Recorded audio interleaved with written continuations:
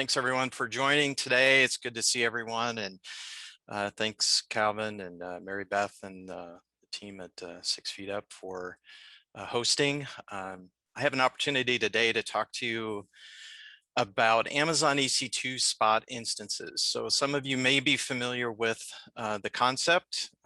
If you aren't, you're in a good place. So I'm going to give you some background on how to do that, how to make use of EC2 spot instances, what they are, and hopefully if we have time, I'll also get to a demo. Before I get started, I'll introduce myself. So I'm Dave Crumbacher, a solutions architect with AWS, located here in the Indianapolis area. I've been with AWS about 3.5 years, working with different customers in the Indiana, Ohio, Kentucky area over that time. And prior to AWS, I spent 29 years at Eli Lilly and Company here in Indianapolis in a variety of technology roles. So enough about me. Let's talk about EC2 spot instances. So what we'll cover today is first to help sort of set the stage by talking about why it's important to optimize businesses to optimize their use of compute and how that helps with innovation. And then we'll jump into learning more about spot instances, what they really are, and how they're being used today. So we'll talk a little bit about some different use cases and some best practices for how best to make use of spot. This is really important because they have some unique features about them. It's really important to make sure you understand how best to use it. And then what kind of workloads are spot friendly? What are there are certain workloads that fit very well with using spot. And if we have time at the end, I'll jump into a demo. And as Calvin said, if there are any questions along the way, feel free to speak up. I don't see the chat, so speak up. Yeah, I'll watch that for you. Yeah, just if in you case. do that for me, great. Thanks, Calvin. So most businesses have some process that they use to innovate. And if you look at that diagram on the left, it generally is like this, where it typically starts with some sort of idea. That idea needs to be vetted somehow through an experiment, and then there needs to be feedback generated from that experiment, and then you start the flywheel again, right? And different businesses have different types of innovation flywheels, but generally it takes this form. Well, the faster that that process can run, the quicker that businesses are going to be able to get to innovate, right? So the problem is that making that go faster can come at a cost. And many times that cost comes down to compute, especially if you have like compute bound type of operations that you need in order to get to those ideas, right? So the key here is that customers need to be able to have total cost of ownership reduced, which will eventually lower their risk in running that innovation flywheel. So faster going through this, faster results mean more time to incorporate learnings, and learning faster obviously enables more innovation, right? So what customers need to do many times is to optimize their compute in the process of doing that. That becomes a key factor in being able to do this. So what we're going to look at is how Spot can help with that part of optimizing the compute part of that innovation flywheel. Now, when we talk about EC2, that is our Elastic Compute Cloud. So that's the compute as a service in AWS. And there are different purchase options for using EC2. So the most common approach that customers take are on-demand instances. And on-demand is pretty much what it says. It's pay-as-you-go, on-demand compute capacity with no commitments. It's great for fluctuating workloads where customers are just getting started, no long-term commitments, and you just pay as you go. So it's a great place to get started. Now, the next purchase option are reserved type purchases. So either reserved instances or savings plans. I won't go into the details of differentiating those here, but know that what these are for workloads where you make a commitment. if you have decided at a point where you have a steady state workload and you want to be able to make a commitment, in this case for reserved instances and savings plans, it's either 1 or 3 years. In exchange for that commitment, you get a discount. These are great for these steady state workloads. Once you've figured out, I need to run something ongoing, I'm not going to stop it, it's going to be 24/7. That's a great fit. Now, spot instances, where we're going to spend our time today, spot instances are spare EC2 capacity that allow customers to take advantage of and get up to 90% discount off of that on-demand prices. Now, this is the same computing capacity that's available to on-demand, but it's extra capacity. The part about this that's unique is that if EC2 needs that capacity back, it can reclaim that instance with a 2-minute warning.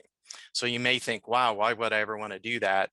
We're going to talk about, there's some really great use cases for still using spot instances, even whenever that's the case. They're very good for use cases where you have stateless, fault-tolerant, flexible type workloads, and you'll see that there's many different workloads where that fits well. But this is where we're going to spend our time talking about. In reality, customers really many times use all of these. Where they have steady state workloads, they'll use reserved instances or savings plans.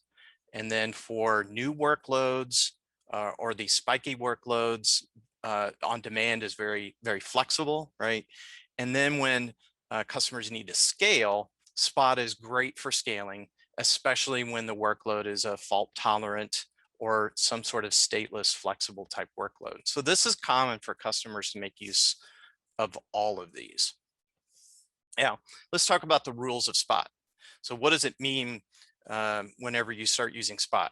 Well, first of all, note that spot infrastructure is the same as on-demand and reserved. It's not some capacity that sits over to the side and has some different means of use. It's the same infrastructure. It's just extra capacity for you to use. You do get anywhere from 70 to 90% off of on-demand pricing. And that pricing is based upon the long-term trends of supply and demand of that excess capacity. Prior to late 2017, there was a bidding model. You may have heard about that, bidding on spot prices. That's no longer the case. We eliminated the bidding model at the end of 2017 and really have, as a result, have created a much simpler process for requesting spot instances. And the prices are much more stable and predictable now, and no bidding involved, so it's much more straightforward. Now, like we said, there can be interruptions as a result when only EC2 needs that capacity back. When there is a reduction of capacity and that capacity needs to be made available for on-demand use, that's where an interruption can occur and reclaim that instance. And you'll get a 2-minute warning for that. We'll talk about how you can deal with that. And one of the things that's really important is to diversify the way in which you use spot by selecting different instance types, sizes, availability zones that will reduce your overall chance of interruption. So that's a really key thing when we talk about spot instances. So why spot instances? Obviously, the cost factor is a very important one, right? So you can get low predictable prices, save a tremendous amount of money compared to on-demand prices. But at the same time, if you have compute-bound operations, know that with that, dramatically reduced prices will allow you to be able to scale up either vertically or horizontally up to 10 times with staying within your budget. So you can get to your results faster. And that's where you'll see some examples of how customers have been able to do that. And then we also have provided many different tools and integrations of some of our existing services like load balancing, auto scaling, our container-based services, a number of services that can leverage Spot right out of the box. Western Digital has, they have a need to simulate elements of their hard drive design, as you can imagine. And in this one particular case, they had some elements that they needed to simulate for a new head design on one of their next generation hard drives. And their goal was to be able to get this job done as in the smallest amount of time, but also at the lowest cost. So if you could imagine trying to optimize on both of those, that can be kind of hard. But this is where Spot instances can come in really handy. So they were able to leverage in their high performance computing cluster 1 million virtual CPUs to be able to run these simulations. And they took their time to result from 20 days down to 8 hours. Now that is turning that innovation flywheel faster. And so they're able to get to their answers much quicker, and they're able to stay within a reasonable budget because they were able to leverage the significant cost savings of Spot. And if you're wondering about capacity, that statistic on the bottom there shows that the amount of capacity in 2014 of running all of EC2, what customers are doing today in Spot is actually more than what we had running in EC2, all of EC2 in 2014. So it's a significant amount of capacity that customers are able to leverage using Spot. So what happens when the interruption occurs, right? So there's this idea of an instance that can be reclaimed if the capacity is needed back, right? Well, the first thing to note is that more than 95% of the time, customers are able to complete their processing and never be interrupted. So it's less than 5% of the time Spot instances are even interrupted. And however, at the same time, you still have to deal with that potential that potential of happening, right? So you have to plan for it. So it is an interruptible service.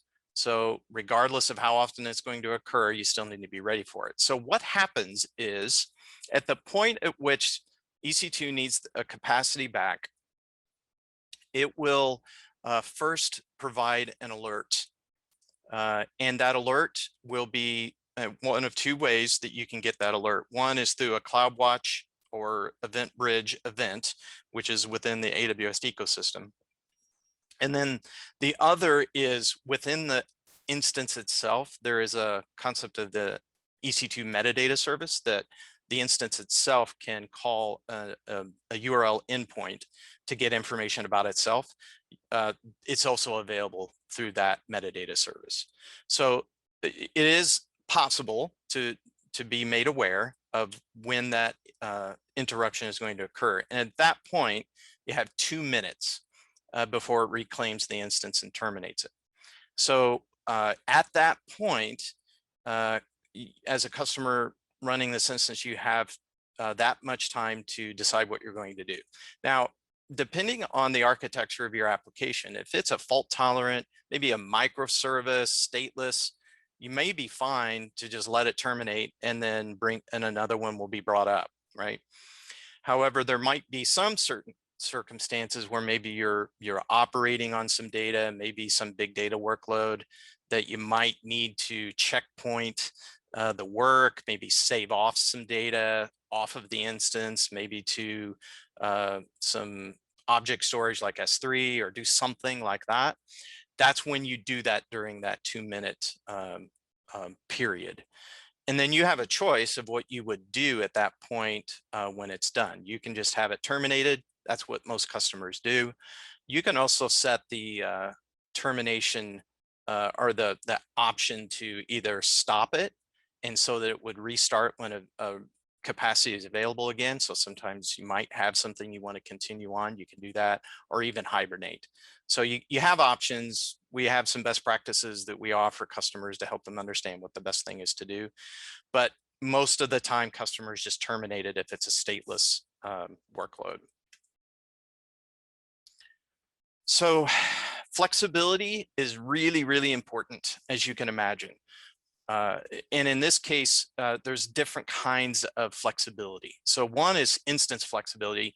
And we're going to talk about this, about the fact that each combination of instance type and size and availability zone has its own capacity that you're drawing from. And I'll show you that here in the next couple slides. So if you can get your job done using different instance types, which there's a high likelihood you can, that's a good thing because you're drawing on multiple capacity pools. There's even different sizes that you can use and weight them accordingly so that you can manage that.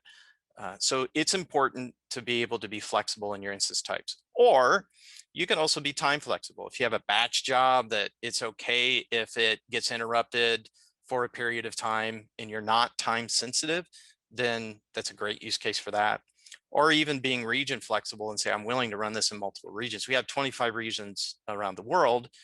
They have their own spot capacity pools as well. So flexibility is really key whenever you're looking to be successful with spot instances. So we talked about pricing, right? It's 70 to 90% off, no bidding. It's a great option for you to make use of.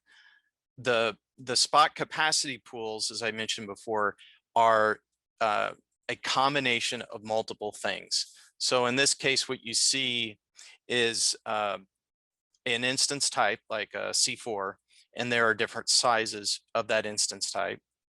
And then within a region, there are multiple availability zones, right? So each one of these has a capacity pool, a spot capacity pool associated with it.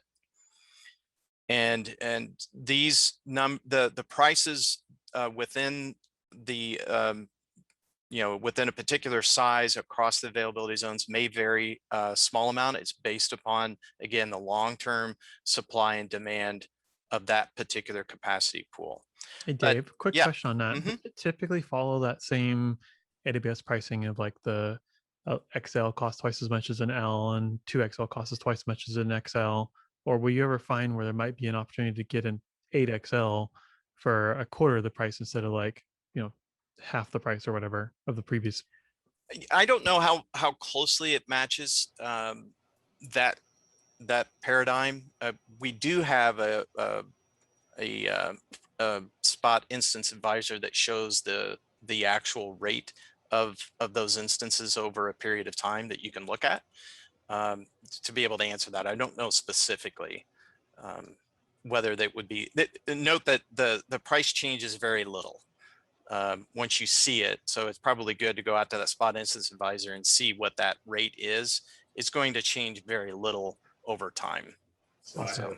I have a question about Yeah. that too. So like if you look at the spot advisor graphs, like it's 10 cents, 10 cents, 10 cents, a dollar, 10 cents, 10 cents, and what do you recommend to your customers as AWS to set like maximum and minimum?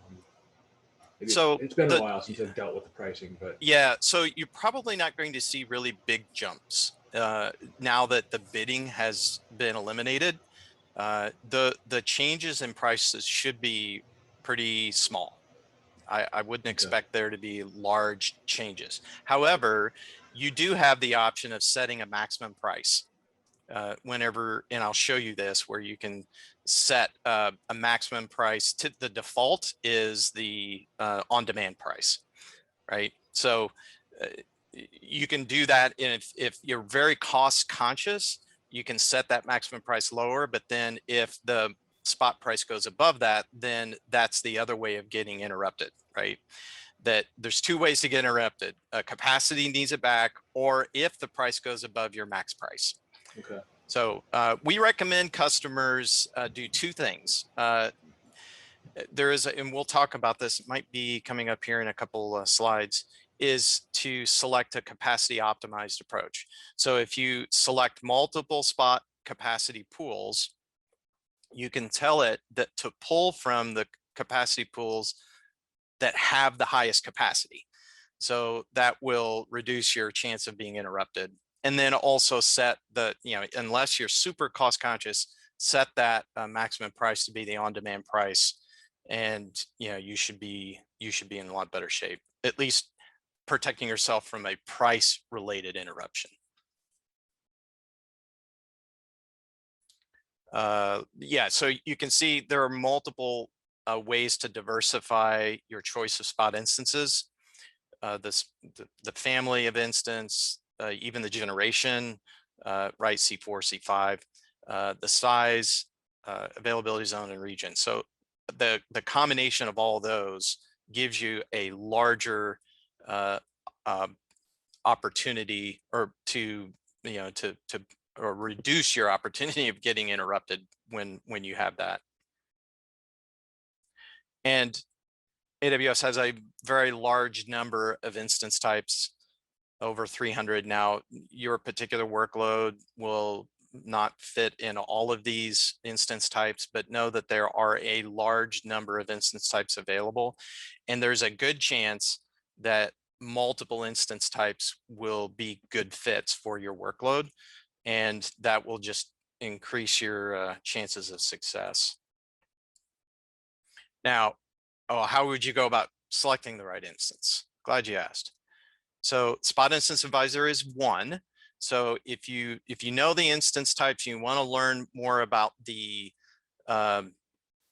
frequency of interruptions. We do have some data on that over the last 30 days. That Spot Instance Advisor will show you the percentage of the frequency of interruption. So not all instance types have the same frequency of interruption. As you can imagine, some of our instances we have more of, and therefore have more capacity, and will have less frequent interruption. There might be some other ones that we don't have as much capacity, and there might be higher chances of interruption. So go there and look at that to help you identify what instances that you would like to choose. There's also a command line tool called the Ec2 Instance Selector. It's an open source project that you can just install this tool and give it some specifications like number of virtual CPUs, amount of memory, and it will give you a list of instance types that match those requirements. So it's just a good way to kind of get a list that that would meet those particular requirements. And then lastly, when you're in the console, if you're setting up an auto scaling group, there will be an option, and I'm going to show you this in the demo, where you can select from a set of recommended instance types. It will give a set of recommended instance types, and then you can add more yourself. So that's another option for you as well. So adding to your diversity is good. I mentioned capacity optimized. This is the approach within auto scaling that prioritizes which spot capacity pools will be used to fulfill the request. And what it will do is use the capacity pools with the highest capacity, which in turn will reduce your chance of interruption. You have the choice of using lowest cost. There's some other options that you have. If you are driven by that, you have that option. But note that you have those ways to optimize. Here's an example. If you have an auto scaling group, and again, an auto scaling group is a way to organize and manage multiple instances to meet a certain capacity of instances, and also check for health of those instances and replace them to meet that capacity if needed. And auto scaling groups are used behind load balancers, and also are used in a variety of other services like our container-based services to manage multiple instances. But in the auto scaling group, you can define a number of availability zones that you can use, which is a best practice, right? So you can create a more highly available solution. And in this case, this auto scaling group has 3 different availability zones that we're using, and multiple instance types inside of each of those. In this case, this example, the instance types are different as far as how much capacity they have for spot, in each of those availability zones. And when you select capacity optimized option, it will select the instances that have the highest capacity. So that will be done for you automatically. It isn't anything else you do other than checking a box. Spot instances are great for many different workloads, and you might wonder, where could I use them? You can use them in many different places. Containers are a great use of them because many times applications that have been containerized are by definition stateless and many times fault tolerant. They're not made to be cared for like pets. They're more like cattle, right? So if there's a problem, you replace it, right? And you just go on. That's great for Spot. So anything containerized, you want to look at using Spot. And I'm not saying that you should use 100% Spot. Maybe you use a combination of on-demand and Spot, and I'll show you what that looks like in our demo. Big data workloads, great for doing things like Spark or Hadoop, where you're regularly checkpointing operations, highly parallelized. Great use of Spot for doing those workloads. CI/CD, I mentioned like Lyft as an example. Spot is great for like build operations in a CI/CD pipeline. Spin up an instance to go do something for a build operation, and that's a great use for Spot. Batch workloads, great especially if they're time insensitive. Remember, that was one of the flexibility levers in batch many times is that way. Now, web services, you may think, why would I want to use Spot for web services? It turns out there's actually a really great use case. And I'm going to show you that in my demo, how Spot can be used for web services, especially when it comes to scaling. It's a great use case. Machine learning, if you're doing like model training, again, that's kind of like a batch operation. It's a great use of Spot. And then many high performance computing workloads, again, they're many times parallelized and can be, it can take advantage of Spot for those operations. So any of these you should be thinking about using Spot. Where you probably don't want to be using Spot are things like databases, right? You wouldn't want your database to have a 2-minute interruption and try to figure out what you're going to do with your database in 2 minutes, right? But think of stateless, fault tolerant type of workloads. There's a bunch of them out there that you can use. In AWS, a number of integrations are available with different services. And I mentioned auto scaling, and I'll show you that here shortly. But our container-based services have support for Spot instances, so you can easily leverage Spot instances with both EKS and ECS. And more recently with EKS, our managed node groups that reduce the amount of administration on your part for managing nodes. Those now support Spot instances as well and can manage those interruptions for you. So a lot of different ways to leverage Spot natively within AWS, as well as partners or third-party vendors that have a number of ways to leverage Spot. One that comes to mind is Jenkins, for example. There is a Spot plugin that you can install, and then when you go to run build operations in Jenkins, you can just have it leverage Spot instances out of the box. So lots of ways to make use of it without a ton of heavy lifting. And we have customers in many different industries, verticals, making use of Spot for many different purposes. Remember that innovation flywheel takes many different forms across different industries, but they're doing it primarily for cost as well as speed and scale. And so you combine both of those together, and then that's a win. And that's what we're trying to do with Spot, is to allow customers to do that. All right, that's the end of my slides. Before I jump into a demo, are there any questions? about what we just presented. So with the things like Fargate, I saw was on the list. Mhm. Is that only on the ECS backed instances for Fargate? I assume the serverless instances are still kind of on demand or use the hosting savings You can plan. use Fargate with Spot as well. Yeah. Yes, there is Fargate Spot support. Are you aware of any like white papers or client success stories of people who have like rolled their own EKS clusters that aren't Fargate that are using Spot instances? I don't have any off the top of my head, but I can certainly research that and provide some links to how that's being used. Yeah, so you're interested in EKS And ECS. and ECS Spot. Yeah, I'm sure we have some examples. I know on one of the slides you mentioned GPUs. Mhm. Are those spottable as well? Like, I mean, just like anything else? Can you They spot? are.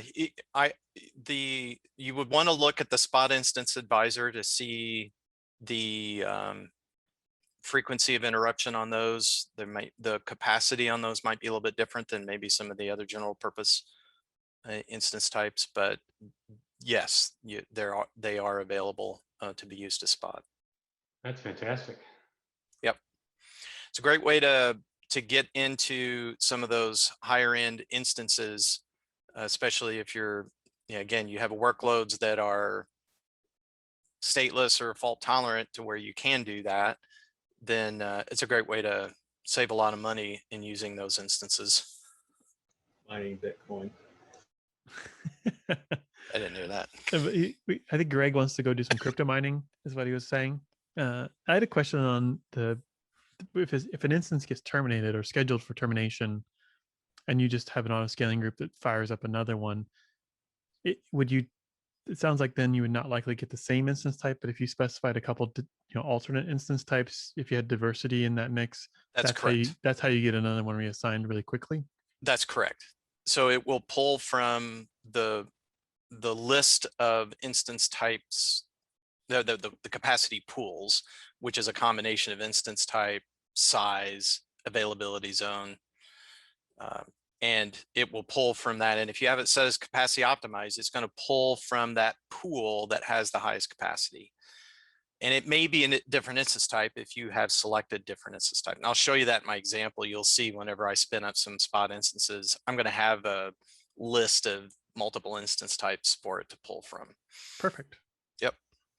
Can I So ask you a want few- to select instance types that would be valid instance types, right, for your workload. But there are many that you can use. It doesn't, most of the time, doesn't have to be just one.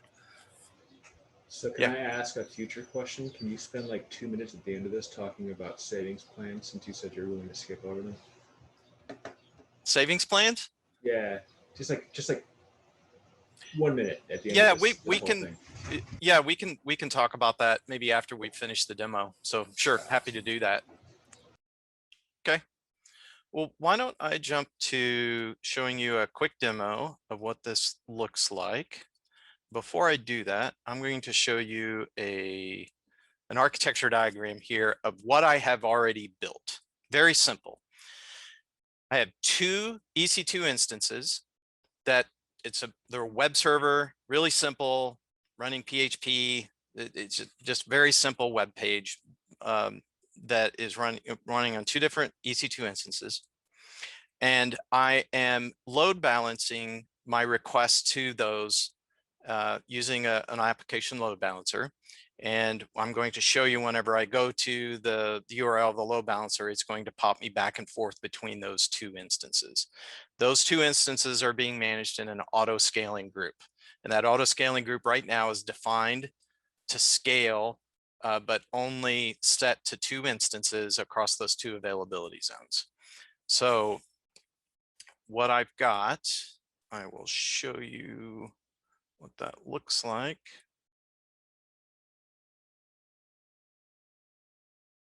Scoot this over here. So this is the URL of my load balancer, and I have my fancy website that is just telling me what its private IP address is, the availability zone it sits in, and the instance lifecycle in this case is on demand. So I have 2 on-demand instances. So if I refresh this, you will see it's popping back and forth between 2 instances.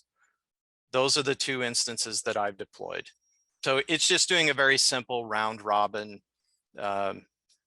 routing that the load balancer is doing for me. But they're both on demand and across 2 different availability zones. Really simple, right? So what I'm going to do is go to the auto scaling group and configure the auto scaling group to make use of Spot. So now we're looking at the configuration of the auto scaling group. And I won't go into all of the details here, but you'll see that I have a desired capacity of 2 instances for this auto scaling group. There is this concept of minimum and maximum.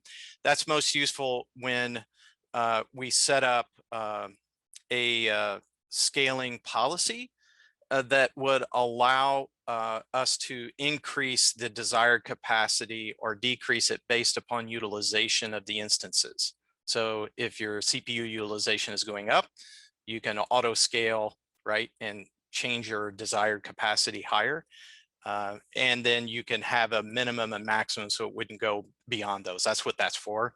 I'm manually setting my scaling here. I'm not introducing load onto these systems, but right now I have 2, and the auto scaling group uses what we call a launch template, which is what's the instance configuration that I need to be launching. So a launch template uses an AMI, an Amazon Machine Image, which contains the definition of the EBS volumes, the kernel that I'm using, the architecture that I'm running it on, so that whenever I boot this up, whenever I run additional ones, I have this thing that's already configured. In this case, it's a really simple web server. Now you'll see here under purchase options, right now, it's set to 100% on demand, 0% spot.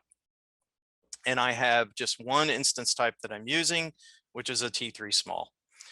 So at this point, that's what it's set at. If for some reason one of those instances is terminated or has problems to where it's no longer responding, the auto scaling group would launch a new T3 small on demand and terminate the other one. However, what I'm going to do is change this configuration to where I want to start making use of Spot. So let's say I want to have 80% Spot and only 20% on demand. That's as simple as all you have to do. It's a percentage. You can also set a base capacity that would be regardless of the additional. You could set that to a number that it would always be on demand. That's not a bad idea to consider in a web scenario where if you do have Spot capacity limitations, you would always have the on demand. In this case, I'm just dealing with the percentages here. But you'll see by default, it does recommend the capacity optimized approach. Again, it will pull from the Spot pools with the highest capacity, highly recommended. You can use a lowest price, but I'm using the capacity optimized here. One of the other things that I didn't mention earlier was this option to capacity rebalance. This is a newer feature whereby you can actually have the auto scaling group start to do the rebalancing in advance of an actual termination notice if it sees a spot instance that is at an elevated risk of being interrupted. So based upon the information that we have, there is a way for us to be able to tell, yeah, you're at a higher risk of being interrupted. And this can happen, this notification can happen up to 15 minutes in advance. So if you set that, it will attempt to go ahead and replace the instance in advance before it actually interrupts it. So it's just an advanced notification. And that's an option to implement. Now, the instance types, this is a key part here, right? So right now I only have 1 instance type. There are some recommendations that I can add, and based upon my primary instance type, it gave me a handful of additional instance types to consider. I don't have to use these, but it did add them. For example, maybe I don't want the large types because I don't need 8 gig of memory, but maybe I'm okay with 2 virtual CPUs and 4 gig of memory. Maybe I want to add, I think a T2 medium is also 2 virtual CPUs and 4 gig of memory, right? So I can just add. So now I've got 5 different instance types. And I also have 2 different availability zones, if you recall that I'm in. So it's going to now give me the capacity pools now of these 5 times those 2 availability zones. So now I have 10 different capacity pools that I'm working with, as opposed to just 2 for the original one. So, and you can add more instance types to even increase this diversity. Now, what I'm going to do is update this, but I'm also going to increase that desired capacity to a larger number so we can actually see more instances launching as a result. So if I update this, and then I go to my desired capacity, and let's say I want that to be 5 instances instead of 2. The auto scaling group now is going to realize that the desired capacity is different than the actual capacity, and it's going to start making some decisions to try to resolve that. It's also looking at that percentage that I gave down here of 80% spot and 20% on demand, because if you recall before, we only had 2 on-demand instances, so it needs to resolve that as well.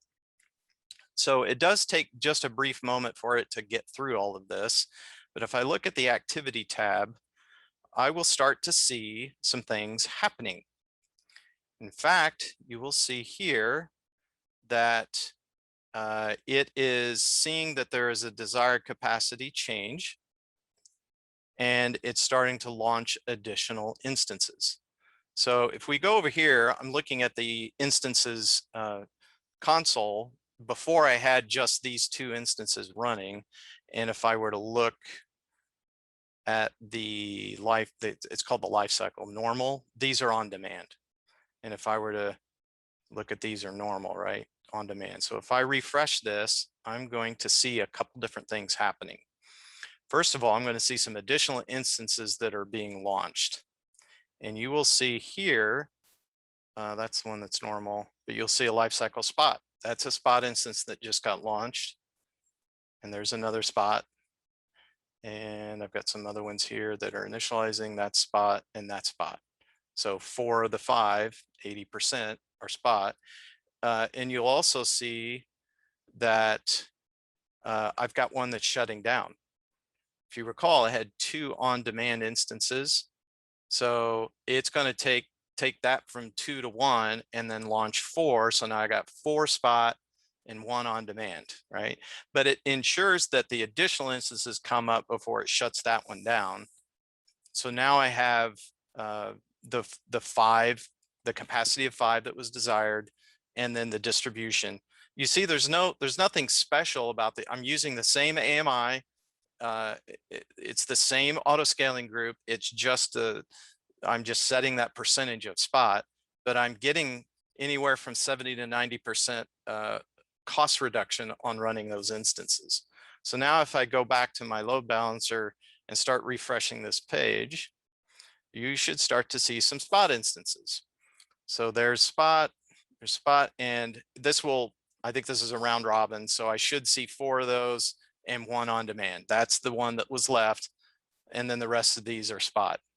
And they are distributed across the availability zones.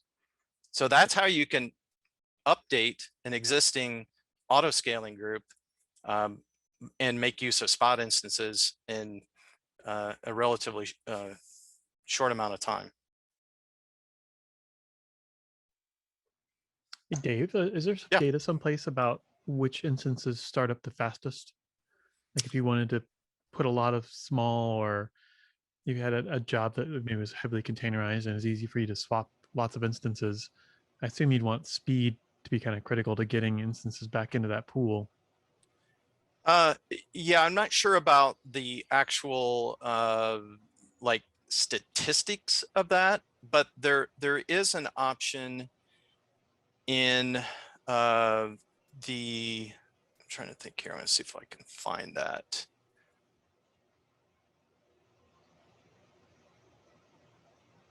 In the auto scaling group instance management, there is this concept of a warm pool. If, for example, you need to ensure that these instances come up quickly, with the warm pool, it's not, what it does is it gets the instance going and then it stops it. So it's not quite the same as a instance starting from an AMI from scratch. So it can allow you to quickly get instances up and running. So if you do have that concern around making sure that instances get up quickly, the warm pools is a strategy for doing that. So is Yeah. that tied to user data then? Like, were you? Yeah, you can Okay. use user data on those instances. Yeah. Well, Do I'm you pay- curious about like what makes a warm pool, right? So I'm thinking you register with Datadog or some other monitoring system out there that, you know, with the warm pool, like you would do the job of registering the EC2 instance with a third-party monitoring system, and then it stops, and when it comes up, it's just automatically registered. Yeah, I think it depends on the third-party tool, but yeah. And again, these are instances that you can launch from AMIs that have all of the agents installed that Right. do what you need to do, and it's so it's just making them ready to be launched more quickly if needed. I'm what gonna do have you to look pay into for that. That's instances cool. that are in a warm pool? So I'm pretty sure the way this works is if they're in a stop state, any EC2 instance that in a stop state, you're not currently paying for the runtime, but Right. you're paying for the storage, Yeah. Yep. right? The EBS Okay. storage of it, right? Yeah, that's cool. I just wonder if there's like a, because you know there's a cloud formation like lifecycle policies, lifecycle hooks. So I wonder if it works like that. Well, there is a life cycle hook as it relates I to, read above there. Duh. yeah, right. Good point. So when, Greg, you're just a plant for this demo. yeah, that's great. So when there is a termination called for in the auto scaling group, like if you saw that one on-demand instance needed to be terminated, you can set a lifecycle hook that will perform certain actions as a result of it being terminated before it actually terminates it. So Yeah. you have that option to be able to deal with that as a result. You're gonna have me read the AWS documentation tonight. This is really cool. So, We've got a lot of documentation you can read. oh, I know. Um, so, question about like batch processing, kind of data processing shops where Spot could be helpful. I got into an argument with my former boss like several times over how we should be using Spot instances, and he didn't want anything to disrupt like a compute job or a conversion job or anything. And I was like, wait a minute, like maybe you should build them into your code base to check the status of the machine before it picks up the next batch. Yep. And if it doesn't, then it dequeues it, puts it back on RabbitMQ and dies and lets another one come up. Exactly. So is there, do you guys publish like a library that you can talk to the metadata service and get that, or is that just built into like EC2s? I know there's a blog post that shows an example of like a process that you would run that's checking the metadata URL, and there's an endpoint on that metadata service that if it returns a 200, it actually returns a JSON response as well that shows you, yes, you're going to be interrupted at this time. So then you can make that choice. So the example in that blog post was checking, it depends on what your business need is or your workload need, but maybe every 5 seconds or 10 seconds, just check that URL. And if you get that response, then you know that you now need to take action from within the response, within the instance, and then you can do that checkpointing. And the auto scaling group in this case is handling launching additional instances.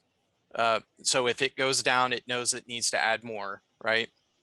You can also launch EC2 spot instances directly and put in a request, and you can make it a persistent request that will handle it on its own if it goes down. So I hopefully I answered his question. I think he just rage quitted. He's out of here. Like, I'm You done. didn't like that. No, I'm out. I'll try better next time. Yeah, I didn't. Greg, I muted you since you were like, I don't know where you were going. So you had to unmute yourself. Sorry, I had to play door guard. I didn't realize how flexible and how like all over the pervasive that spot instances actually were. I'm kind of curious to go play with it now. I'd always kind of poo-pooed it. It's just like, well, that's for just batch stuff, or spinning up a bunch of junk to do some kind of processing. Yes, and more, right? Yeah. Yeah. Yeah, no, that's pretty cool. Dave, we've been digging into some of the quick site. Got that on my head right now. Quick starts. Are there any examples in quick starts that might be good that utilize this or utilize spot instances and things like that we can kind of template, right?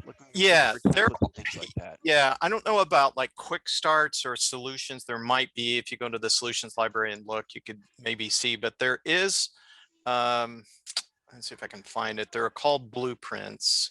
Okay, blueprints are where to go. If you go to the Ec2 console and let's see. Yeah, you go to the Ec2 console, and on the left column, I guess I could just show you one. I'm just going to do this. I'll start sharing my screen again. Kind of like the charades action a little better. There you go. Yeah. How's that? Can you act it out? So on the screen, right over here, you'll see 2 words. All right. So let's go to the Ec2 console, right? So if you're in the Ec2 console, on the left-hand side, under instances, there's spot requests. And you'll see actually in this example, there are spot requests that have been logged for me. You can create your own spot request manually, but the auto scaling group did this for me. And you can see there's 4 of them there now, right? Because 4 of my 5 instances are spots. It was creating these requests. And you can see they're called one-time requests. There's also persistent requests. And this is what I was talking about earlier to Greg, that you can create your persistent spot request, and if it gets reclaimed, it will automatically it will wait for a capacity to become available again so that it can go for you and request additional to be fulfilled again. However, Malcolm, back to your point, there's this spot blueprints link. If you click on that, these are some examples to help you get started. So if you have a batch example or scaling or Elastic MapReduce or EKS, you could take one of these and configure a blueprint. And when you do this, it's a wizard that will take you through setting up in the end either a CloudFormation or Terraform template that will get you started. So it will generate this quick start template for you. I think that might be a good place to start. Yeah, that's definitely the batch and EC2 auto scaling are really what I think we're going to start with and look at. Yeah, and it's easy to get started and to try things out very quickly, right?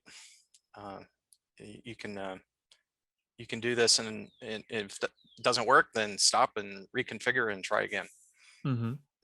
Can those warm instances be spot instances as well? I don't know for sure. I would want to say they are, but I'd have to confirm that. Don't know. anyone else have questions for our amazing speaker, Dave? Please feel free to ask them now. So you get a 2-minute warning before they're terminated?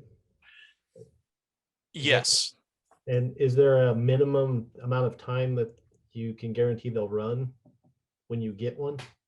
When you get one, it's 2 minutes. So it will not terminate the instance before that 2 minutes. It will terminate it at 2 minutes. In fact, that payload that you get back will show the time that it will be interrupting. So you have it, it's a 2-minute warning, and in 2 minutes it will be terminated. Are those notifications for termination just like an SNS topic that you listen So to? there's 2 ways you get it. So Okay. you can get it within the instance metadata, so you continue to pull it from within the instance. So like if you need to checkpoint some data from within there, then there's a CloudWatch event or Okay. event bridge. And from there you could create an SNS topic that you could subscribe to when that happens. Then you have a choice of various things you can do with SNS, right? Typically, if you have something like that, you want to automate it, right? So what you could do is subscribe, have a Lambda function that would kick off to do something. Mm-hmm. If you need to do something outside of the instance, that's where the CloudWatch event can be handy, right? So then you could kick off a Lambda function to go do something. Yeah. And they think we still had a question about the hosting savings plans, or did you get that Oh, clarified? we did not talk about that. Oh, and I see Joy posted a link, but while we're still on the topic of a solution that uses Jenkins and EKS that also leverages Spot. So that solution is something it's a deployment where you just click on it and it will deploy the whole thing for you and will leverage Spot. So that's a good example of if you want to build like a CI/CD. Is that in chat, Dave? Yeah, it's in the chat. It's in the Zoom Yeah. chat. So that's a good example. Yeah, you could copy the CloudFormation template if you want to get started and see how you can use that for. So some of these quick starts are pretty in depth. Yes. Yeah, there's a lot of Be detail careful. to them. Yeah, be careful when you click some of those buttons. You'll get a lot of stuff. Yeah, read the guide. Highly Yeah. recommend reading the guide. And there is also a cost and licenses link there, a tab to see what the implications are for that. But I think Joy's point is a good one. You can see that anything, if anything, is a reference, right? For sure. Okay, so reserved instances and savings plans. If I had access, I don't think I can pull up slide material, but I'll talk to it. So I mentioned that reserved instances and savings plans are used for commitments. So this is a different kind of workload. So Spot, remember, there's no commitment. You only pay for what you use, similar to on demand.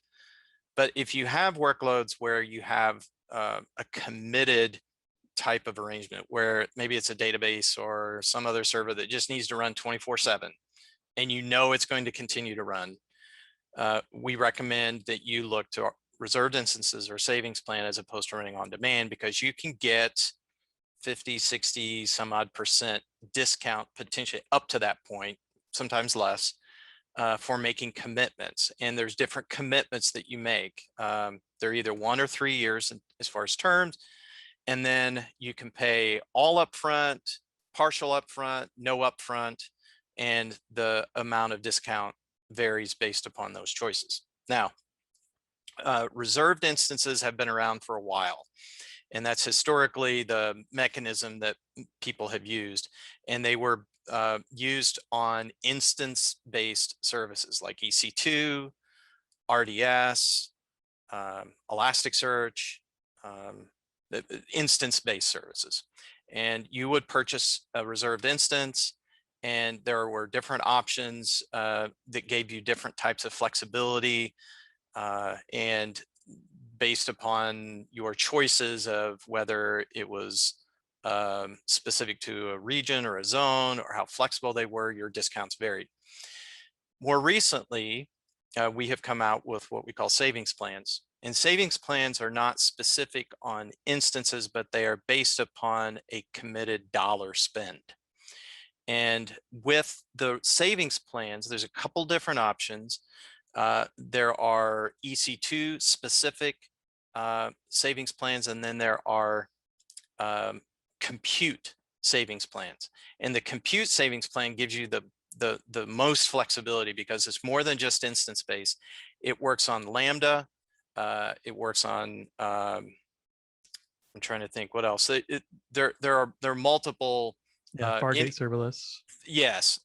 So Perfect. multiple compute options, not just instance based EC2.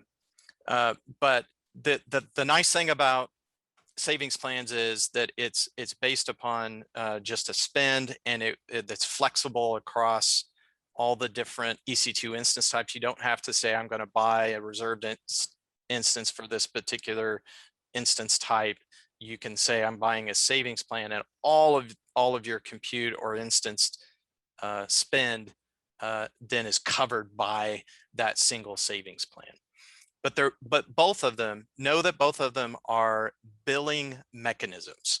They don't change the technology underneath. You still leverage the compute services just like you would any other, with on demand. It's just when it comes to billing, you get the discounts based upon the commitments that you've made with either reserved instances or savings plans. So if any of my other AWS colleagues are on the line to correct anything I said, please speak up. Well, it's always been a confusing topic because in the early days of reserved instances, you couldn't transfer them between instance types. Like it was difficult to migrate them between generations. Yeah. Like it was You really lose your locked rear in. end. You would lose your rear end on an instance marketplace too. Yeah. You had to resell them. Like Yeah, and forget it, you're right. losing them. So savings plans really simplify that. Much more simple, and give you a lot more flexibility if you want to change things around. So highly recommend savings plans. There are examples where they're not available. I think with RDS, for example, and Elasticsearch at this point, savings plans are not available. So you still would have to use a reserved instance. So if you're definitely using EC2 or Lambda, Fargate, definitely use savings plans. Awesome. Hopefully that helped. Did that help the question on RIs and savings I plans? need to get a doctorate in cloud spend economics, but Are you gonna become a cloud economist, Greg? yeah, I need to. Oh, there you go.